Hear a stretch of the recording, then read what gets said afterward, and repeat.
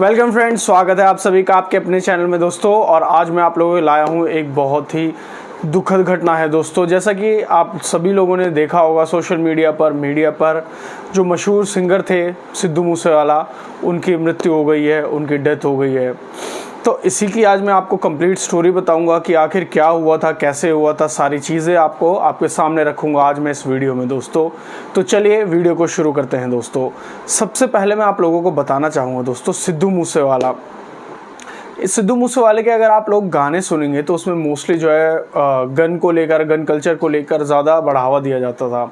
मतलब कि जितने भी सॉन्ग्स थे उसमें गन्स को लेकर ज़्यादा बातें होती थी। और कई बार दोस्तों ऐसा भी होता है कि जिस पर कई बार विवाद भी हुआ था इस चीज़ को लेकर, उनके कुछ गानों को लेकर विवाद हुआ था। तो बाद में उन्होंने माफ़ी भी मांगी थी इस चीज़ को लेकर, और ऐसे ही इनके जो गाने थे इस चीज़ पर ज़्यादा हैं। लेकिन कई बार ऐसा भी होता है दोस्तों कि इंसान को अपनी मृत्यु का या फिर अपना जब समय करीब आता है तो कई बार उसको इस चीज़ का एहसास हो जाता है दोस्तों। जी हाँ, क्योंकि उन्होंने अपना जो अभी कुछ टाइम पहले उनका एक गाना आया था 25 मई को, द लास्ट राइड में उन्होंने ऐसे ही एक जो बंदा था जिसकी मौत हुई थी ऐसे यंग एज में, उसके ऊपर ये गाना बनाया था। और उसके 3-4 दिन बाद ही 29 मई को 4 दिन बाद उनके साथ ये हादसा हो गया दोस्तों, जो अब पूरे देश में चल रहा है। मतलब अलग अलग जगह पर हम देख रहे हैं वो सारी चीज़ें। और उनका एक गाना लोग इस चीज़ से भी जोड़ रहे हैं, आप लोगों ने भी शायद सुना होगा, देखा होगा इस चीज़ को, कि उनका एक गाना आया था 295 दरअसल में दोस्तों क्या है, 295 दरअसल में एक धारा है, एक आर्म्स एक्ट है। जब सिद्धू मूसेवाला एक शादी में गए हुए थे तो उन्होंने AK-47 लेकर उससे वहाँ पर फायरिंग की थी। जब वहाँ फायरिंग की थी तो उसकी एक वीडियो जो है सोशल मीडिया पर वायरल हो गई थी, जो कि एक पुलिस वाले की बंदूक थी। तो जिसको लेकर उस पुलिस वाले पर भी बहुत ज़्यादा वो हुआ था, मतलब मुकदमा चला था, और सिद्धू मूसेवाला पर भी। तो उसी के चलते फिर उन्होंने एक गाना बनाया था जिसका नाम था 295, क्योंकि पंजाब में जो है दोस्तों ज़्यादातर जैसे हम लोग हैं, मतलब दिल्ली में क्या है कि जैसे आपस में अगर लड़ाई हो जाती है तो छूटते ही जो है फूल बरसने शुरू हो जाते हैं। ऐसे ही जो है पंजाब में अगर लड़ाई होती है आपस में, तू मैं या किसी भी चीज़ को लेकर बात होती है, तो वहाँ पर जो है धारा याद दिलाई जाती है कि मैं तेरे ऊपर 26 लगा देनी है, मैं तेरे 25 लगा देनी है, इस तरह से करके धारा लगाई जाती हैं। तो वहाँ पर मतलब अगर पूरे भारत में अगर देखा जाए तो सबसे ज़्यादा धाराएं जो है पंजाब के लोगों को ही पता होती है कि हाँ, मारपीट के लिए ये धारा लगती है, इस चीज़ के लिए ये है, चोरी के लिए, ड्रग्स के लिए ये, हर चीज़ के, तो ज़्यादातर उनको पता रहता है। तो ये सारी चीज़ें थी दोस्तों। और 28 साल की उम्र थी सिद्धू मूसेवाला की, और 28 साल की इस उम्र के अंदर उन्होंने इतनी दौलत, इतने कम समय में इतनी शोहरत और इतना नाम कमाया था दोस्तों। और आखिर और वो चलते, इस सब के चलते पता नहीं ऐसा क्या हुआ जो मैं आप लोगों को बताऊंगा, कि एक गैंग वॉर का शिकार हो गए। जो अब तक सामने आया उसमें यही बताया गया कि एक गैंग वॉर का शिकार हो गए। तो 1993 यानी 1993 में पंजाब में मानसा ज़िले के मूसा गांव में उनका जन्म हुआ था। जी हाँ दोस्तों, जो बाद में उन्होंने सिद्धू नाम था, लेकिन बाद में इसी मूसा गांव का उन्होंने मूसेवाला जो है लगाया अपने नाम के पीछे, सिद्धू मूसेवाला, और जो अपने गांव को रिप्रेजेंट कर रहे थे। और इस चीज़ का इन्होंने नाम इस्तेमाल करा। फिर इन्होंने इलेक्ट्रिकल इंजीनियर की पढ़ाई करी, उसके बाद कनाडा गए। कनाडा में अपना सब कुछ सही चल रहा था, वहाँ पर उन्होंने पहली एल्बम निकाली जो कि बहुत ही ज़्यादा बड़ी हिट हुई। और उसके बाद उन्होंने जो है एक एक करके गाने निकाले, और उन गाने जो है सुपर डुपर हिट होते चले गए उनके।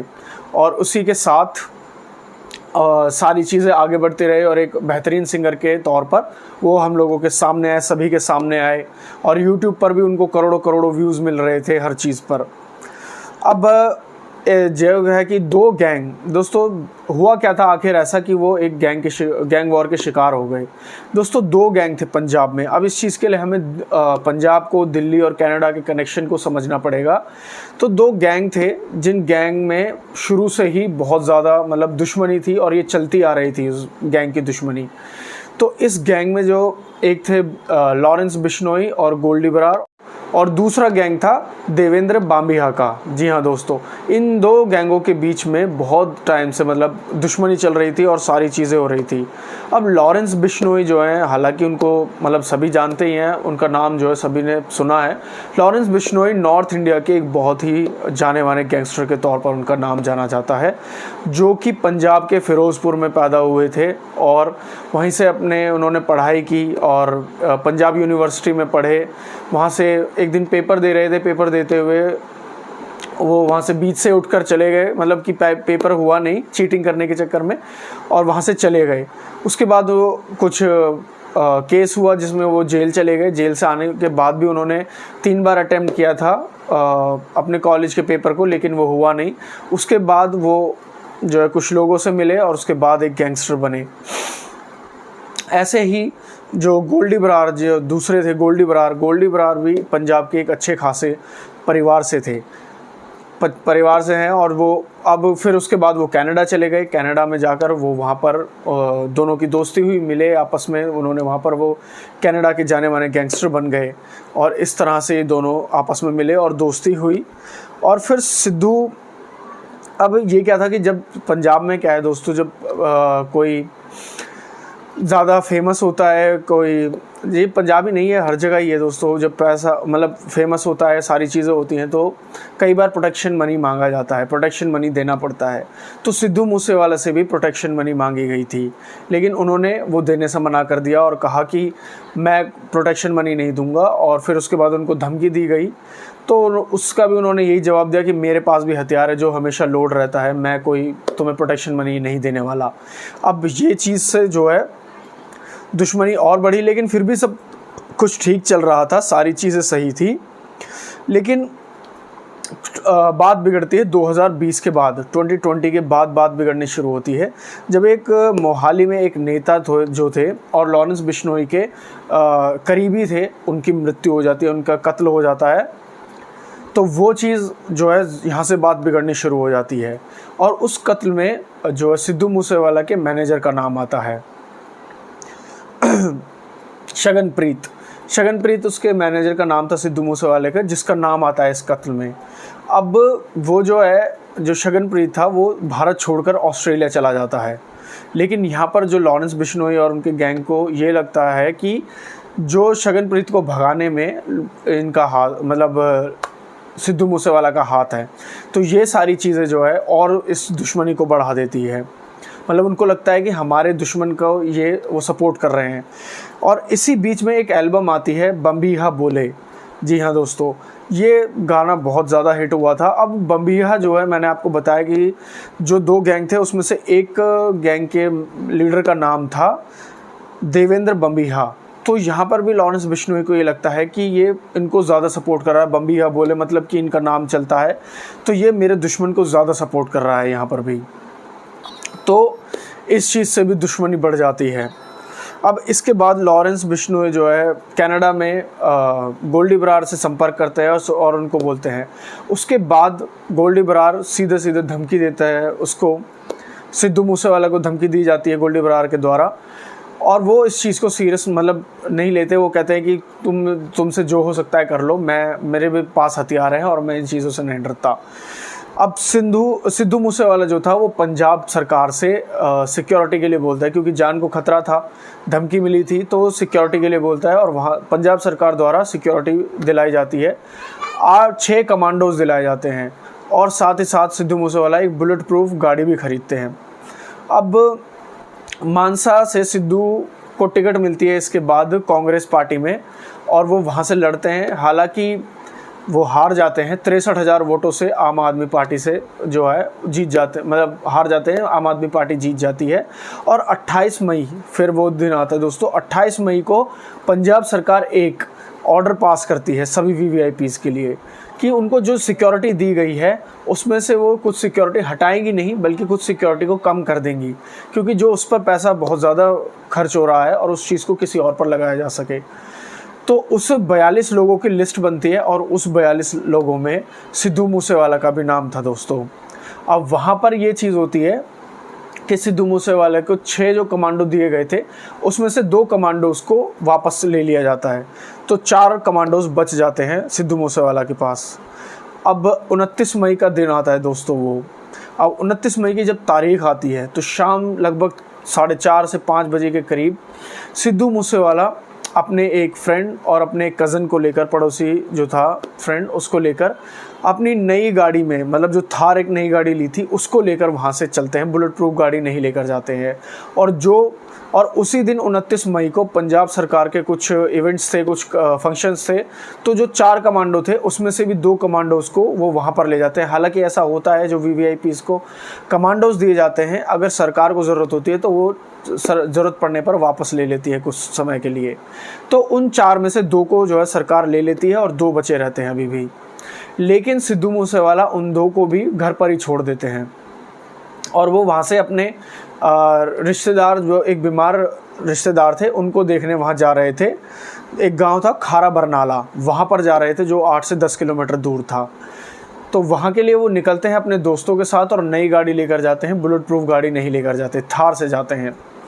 अब उस दिन वो बुलेट प्रूफ गाड़ी नहीं लेकर गए थे। उनके पिता ने ये चीज़ देखी कि वो ना तो गाड़ी लेकर गए हैं बुलेट प्रूफ, ना कमांडोज भी घर पर ही हैं, तो उनको चिंता होती है और वो पीछे पीछे गाड़ी निकाल कर उनके पीछे चल देते हैं।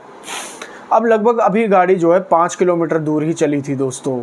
इतने में ही देखते हैं एक गांव के पास एक बोलेरो गाड़ी आती है जो उन्हें आगे से रोकती है, फिर एक गाड़ी पीछे से आती है और उसमें से लोग उतरते हैं और धड़ाधड़ उन पर जो है गोलियां बरसाना शुरू कर देते हैं। सबसे पहले टायरों पर मारते हैं ताकि टायर पंचर हो जाए, गाड़ी आगे ना बढ़ सके, और इसके बाद अंधाधुंध गोलियां बरसाई जाती हैं। और जब पुलिस ने चेक किया था तो 30 गोली के खोखे मिले थे। इसका मतलब है कि वहाँ पर 30 फायरिंग की गई थी, 30 गोलियाँ चली थी वहाँ पर। अब वहाँ पर पिता भी थे, पिता पीछे गाड़ी से आ रहे थे और उन्होंने ये सब देख रहे थे। जैसे ही वो 1.5 से 2 मिनट तक वहाँ पर फायरिंग होती है, उसके बाद वो चले जाते हैं और वहाँ पर जो लोग हैं, जो गोलियों की आवाज़ सुनते हैं, वो आते हैं, सिद्धू मूसेवाला को देखते हैं, बाहर निकालते हैं और वहाँ से हॉस्पिटल लेकर जाते हैं। लेकिन डॉक्टर उनको तभी ब्रॉड डेड डिक्लेयर कर देता है। अब ऐसे में जो था, आसपास के लोग जब आते हैं, देखते हैं, ये सारी चीज़ें फैलती है, ये खबर जो है आग की तरह फैलनी शुरू हो जाती है, मीडिया में आती है, सोशल मीडिया पर आती है। अब ऐसे जब पुलिस को खबर मिलती है, पुलिस भी वहाँ पहुँचती है, सारी जांच करती है। अब पुलिस इतने में कुछ ढूंढ ही रही होती है कि क्या हुआ है आखिर। इतने में ही जो लॉरेंस बिश्नोई हैं और गोल्डी बरार, वो एक मैसेज जो है वो अपने फेसबुक पेज पर डालते हैं।